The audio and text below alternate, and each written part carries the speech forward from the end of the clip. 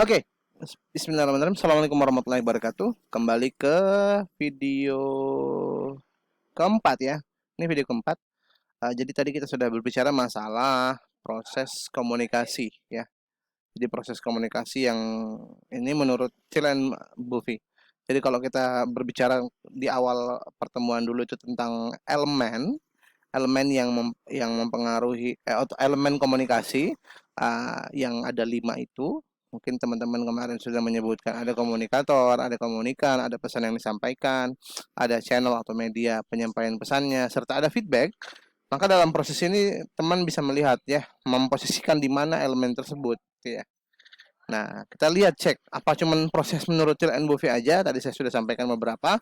Nah, kini kita bisa pahami juga ada namanya konteks atau model komunikasi menurut Shannon and Weaver ya. Menurut Shannon and Weaver dalam bukunya. Di sini kita bisa melihat ada sumber informasi ya, atau yang tadi yang kemarin kita sebut dengan komunikator.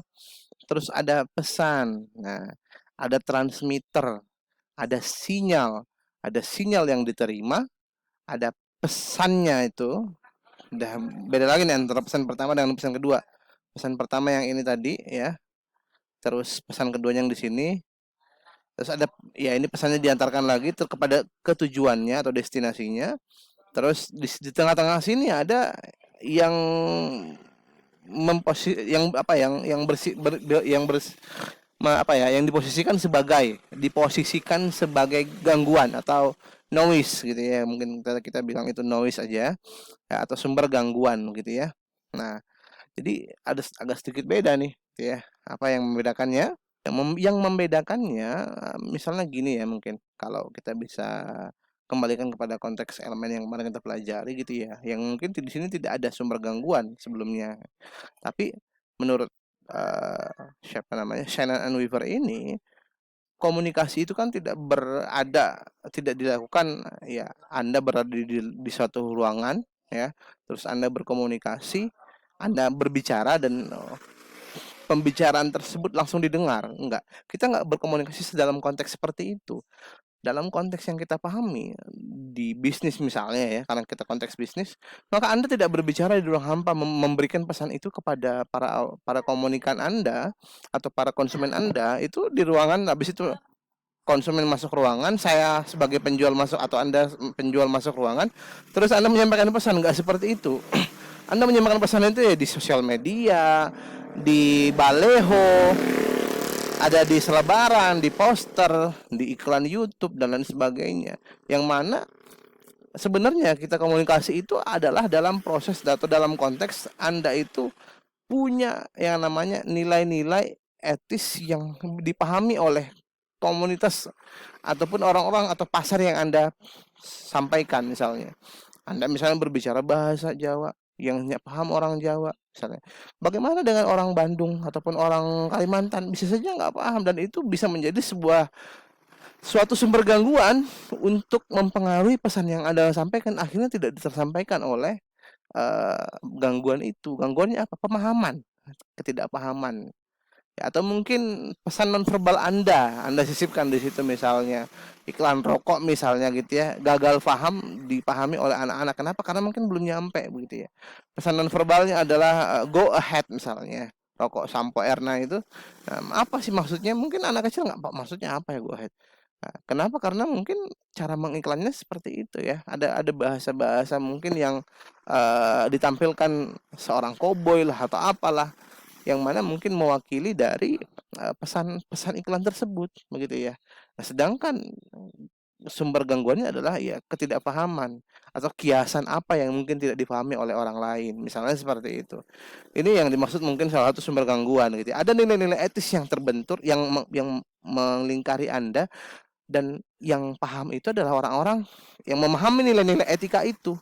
Etika-etika orang muslim misalnya, sama-sama menggunakan menutup hijab dan lain sebagainya, akan gagal dipahami oleh orang non muslim kalau misalnya kita melarang dia untuk makan babi, atau melarang misalnya untuk mengucapkan hari Natal, selamat Natal dan sebagainya begitu. Itu kan gagal dipahami oleh orang, kenapa? Karena tidak sama-sama muslim beda keyakinan agama. Nah, itu ada nilai-nilai etika yang tersusun dan memang melingkari sebuah komunitas, komunitas Muslim, komunitas orang Makassar atau orang Jawa, komunitas orang-orang akademisi dan orang non akademisi yang tidak pernah belajar, nggak paham kata-kata ilmiah dan lain sebagainya, komunitas pedagang dan komunitas misalnya guru, mereka nggak paham tentang reading, yang guru, yang pedagang nggak paham tentang education, ya, kognitif, afektif dan lain sebagainya, tapi pedagang nggak paham tentang itu ya. Sedangkan guru nggak paham tentang trading misalnya, binary option itu apa, banyak berita binary option tapi dia nggak paham binary option itu apa. Nah, itu ketidakpahaman yang memang menutupi kita atau melingkari kita seperti itu. Nah, itu yang dipahami oleh Shannon dan Weaver. Ada sebuah gangguan begitu ya. Nah, jadi model-model komunikasi ini aja sudah berbeda dari yang pertama ya. Yang ini ya, yang tadi punyanya Till and Wolfie gitu ya. Nggak sesimpel itu ternyata. Ada yang seperti ini ternyata modelnya. Nah, apakah cuma sampai di sini model itu dipahami oleh atau dipaparkan oleh para ahli komunikasi? Tidak, ternyata banyak ya.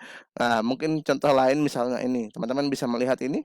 Ini model SMCR gitu ya. Nah, apa itu? Kita bisa melihat sini ada source, ada message, ada channel, dan ada receiver gitu ya.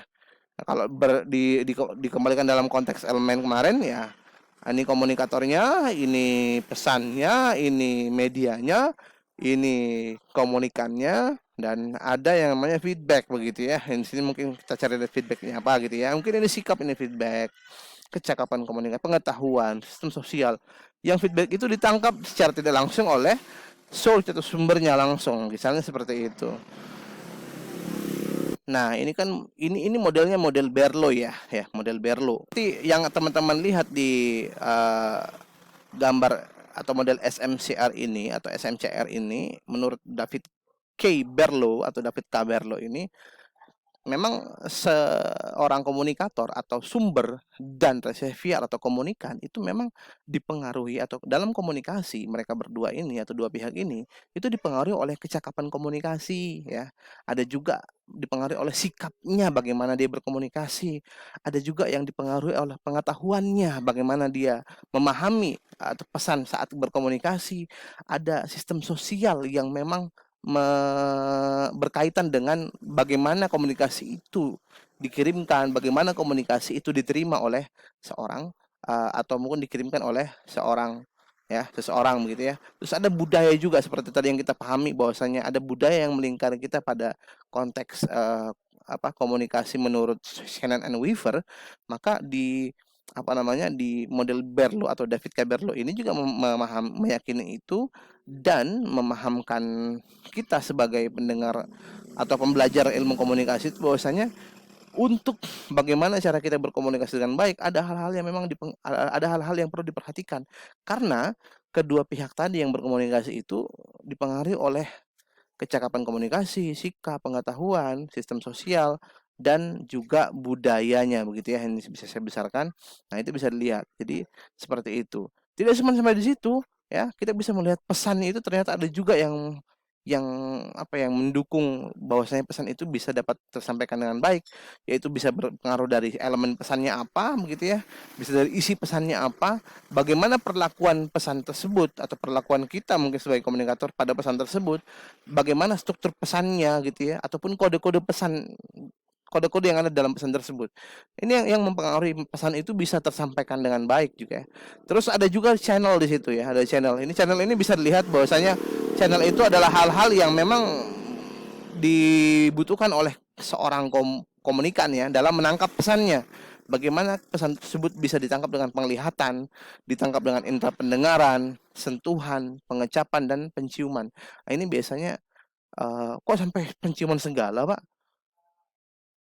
Kok kan kita cuma bisa melihat pesan itu dari mata dan ya otak kita mencerna itu gitu ya. Kenapa nggak ada otak begitu ya?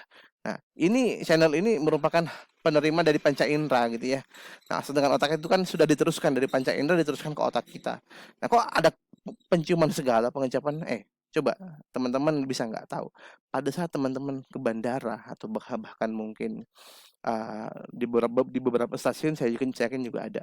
Pernah nggak teman-teman pada saat masuk atau mungkin ke mall deh, ke mall yang dekat, yang di bagian-bagian basement atau di ground floor, teman-teman coba jalan keliling satu ground floor, ada nggak toko roti yang tercium bau rotinya seperti apa?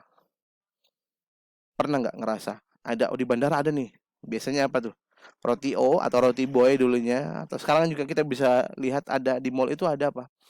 Roti apa sih namanya itu? Saya lupa namanya. Ada toko roti. Nah, biasanya toko roti seperti itu ya.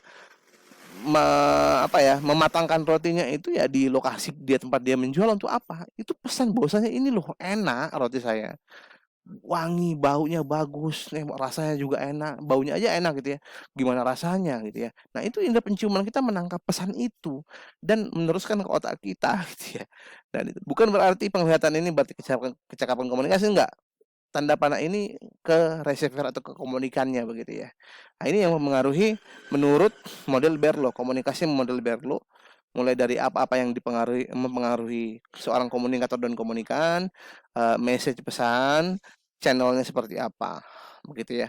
Kayak kita lanjut ke bentuk yang lain gitu ya. Ada namanya model Gadikans dan Kim ya. Ini juga beda nih, kita bisa lihat ada beberapa hal ya. Ada pengaruh-pengaruh-pengaruh, ada kultural, sosiokultural, psikokultural gitu ya. Ada pengaruh lingkungan yang mengotakkan itu. Terus pengaruh itu ya berputar begitu ya. Pesannya itu berputar, ada umpan balik, ada pesan, ada umpan balik, ada pesan. Bisa saja bertukar bolak-balik ya. Sama, ada dua pihak nih. Ada decoding pesan dan ada decoding pesan di sini. Lihat nih. Ada pengaruh lingkungan, bla bla bla. Nah, bisa dipahami nggak dari sisi ini gitu ya? Apa yang teman-teman tangkap kira-kira? Kalau yang